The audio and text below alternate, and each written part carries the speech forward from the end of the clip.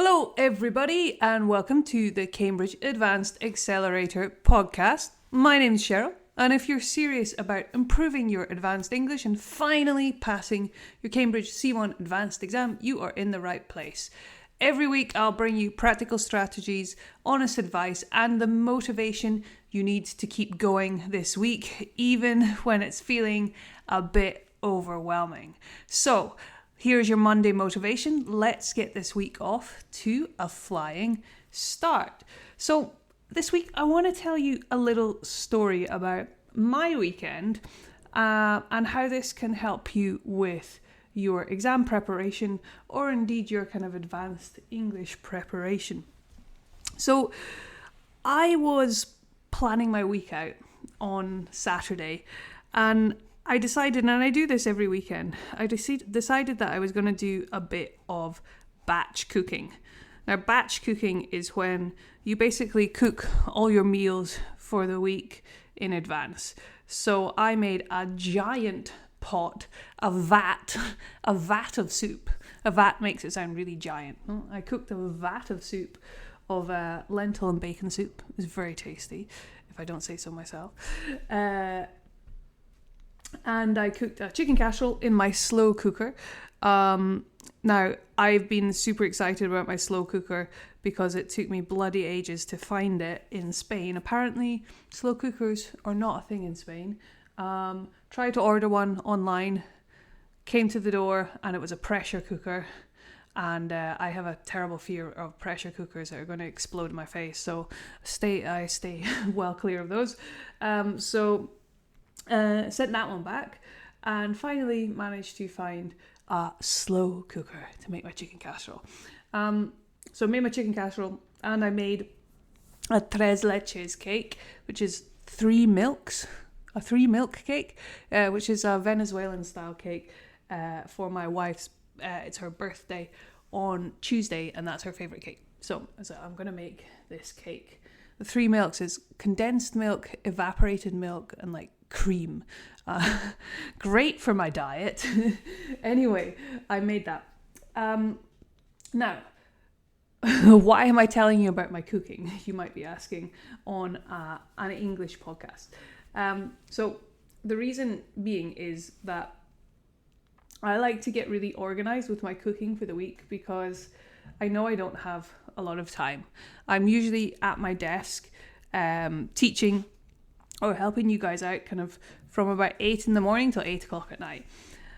So there's very little time in between to be off cooking lunches and dinners. So I like to, on a Saturday or a Sunday, batch cook everything for the week. And then I'm organized and I know I'm going to be sticking to my goals of healthy eating, staying on my diet. I know I'm going to be sticking to that and not at 8:30 at night phoning for a takeaway because I've got nothing in the fridge and I can't be bothered cooking and I'm tired after a long day at work. Or if I've got half an hour for lunch in between classes, that I know that I'm going to be reaching for something healthy instead of reaching for a sandwich and a chocolate bar or something. So this is why I like to batch cook, to keep things organized. And I think this is something that's important that we can bring into our English learning, okay? So here's where this is useful for your Cambridge Advanced exam preparation. So I think it's really important when we're preparing for an exam or trying to kind of improve our English in general, that we have a plan of action. And not just a kind of vague plan of action for, oh yeah, I want to pass my Cambridge Advanced exam. That you have a weekly plan and you know exactly what you're doing. Because if you're anything like me, like if you don't have that planned out, so like if I don't have my meals planned out for the week, if I don't know what I'm eating, then I'm going to eat a bunch of crap and order takeaways. And it's the same thing for learning a language. If you don't have your week organized and planned out, it's very easy to just say, I'll do it later. And that studying ends up being pushed to I'll do it later to I'll do it tomorrow. And then I'll do it the next day. I'll do it at the weekend. I'll do it next week. And before you know it, it's not next week, it's next month. And then it's after Easter, and then it's after summer, and then it's after Christmas, and then suddenly the whole year's gone by and we're kind of in the same place as where we started, or even behind. So this is why it's crucial to have that plan laid out so that it doesn't get pushed and pushed and pushed backwards. So what I like to do is, or what I tell my students to do, is sit down on a Saturday or sit down on a Sunday, take half an hour and plan out your times for the week when you're going to study. Okay? So if you know that your Tuesday, for example, for me, my Tuesdays are my busiest day. Okay? So I make sure I plan out what my big goals are for the week, that I can fit them in every single day. Okay? So sit down, look at your week, look at your timetable for work, look at where you've got your gym or where you have to take the kids to basketball or whatever it is, and put that into your Google your Google Calendar, or write it out, or however you prefer. Put it in and look at where you've got your time for studying. Okay? Ideally, we want to be studying for about an hour a day. This would be nice. Some people have less time, some people have more time. Okay? Even if it's just 5 minutes a day, we want to schedule this in so that we stick to it. Okay? So for me, my big goals at the moment are training my dog and making sure that I take him out, because I've got a Labrador and a 9-month-old German Shepherd. They need a lot of walking. And if I do not schedule this time into the week, then they get a really crap walk, and then they're really restless, and I've not been training them, and things are a disaster. Okay? So I have to look at my timetable and think, okay, where am I going to fit that in? It's generally means I have to get up earlier. I have to get up at 6. Still getting used to getting up at 6, guys. I'm not an early morning person. But it's something I have to do because it's a big goal of mine. And I know for at least for the next year anyway, I need to make sure that Paul, the German Shepherd, is trained well. I have to get up early and do that. But some days I finish work a little bit earlier, and I know, okay, I can fit in walking him and training him in the evenings. Or I can split things out throughout the day. But whatever it is, very, very important for me is I'm putting a notification on my phone with an alarm that I have to do that thing. So I get a little reminder notification half an hour before the event, the dog walking or training, or for you guys, learning English. I get a little notification before, and then I get an alarm telling me when I've got to do it. And just the fact that you've done that really stops the pushback of, I'll do it later, I'll do it this evening, I'll do it tomorrow. When it's scheduled in on your phone, you've got that reminder and you know you're going to do it. So really, really powerful tip, guys. So that's what I want you to do this weekend or today, is sit down and plan out where you're going to study every single day this week. And it has to be every single day. Even if you're like, Cheryl, I'm working from 8 in the morning till 10 p.m. or I've got a 24-hour shift. I've got a lot of doctors working with me. I've got a 24-hour shift. If that is the case, 5 minutes. Put 5 minutes on your plan on that day. It could be 5 minutes of just checking some flashcards or vocabulary. But the key thing here is getting into the habit and getting that consistency, building that consistency and habit of studying a little bit every single day. Okay? So there's no excuses for not getting 5 minutes in to your day. But ideally, an hour would be the best option. Okay? So once you've got the skeleton, the bones of your plan, the times that you're going to be studying, okay? Next thing I want you to think about is, what is your non-negotiable for the week? What is your big task that needs to get done? So I do this with business. I do this with my classes. And if I've got any big events coming up, any important meetings, I write everything down. And I think, okay, what are the biggest things? What are the things that I have to get done this week that are going to move the needle in my business? Not the admin, not the paperwork that needs to be done, but it's, it doesn't have a deadline or an important urgency on it for moving the business forward that week. It's like, what's the number one big thing that is going to move the needle? So for you, I would say the same. What is the number one big thing this week that is going to move the needle for you in your English?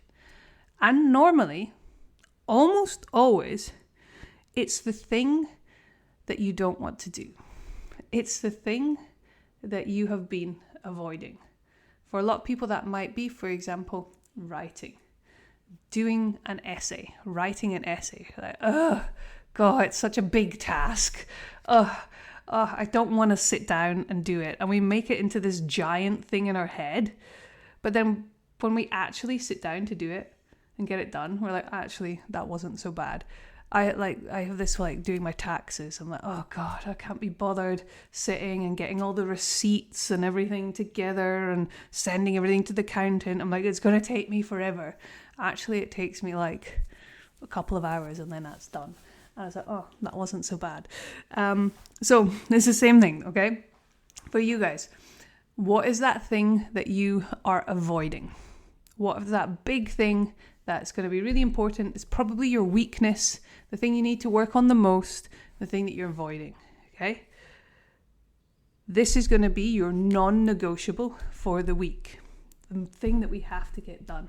So I would recommend that we front stack that big thing. We front stack the non-negotiable. What does that mean, to front stack? So to stack something is to, for example, if you have bricks or blocks and you put one on top of the other, on top of the other, on top of the other. This is to stack, no? To put something on top of the other. So if we front stack your week, this means the thing that we're going to do first in the week, okay? So we're going to put that big important thing on Monday. Even better, we front stack the day and we put that big important thing in the morning, so you just get it done and then you can go on with your day feeling good about yourself because you've done that big important thing.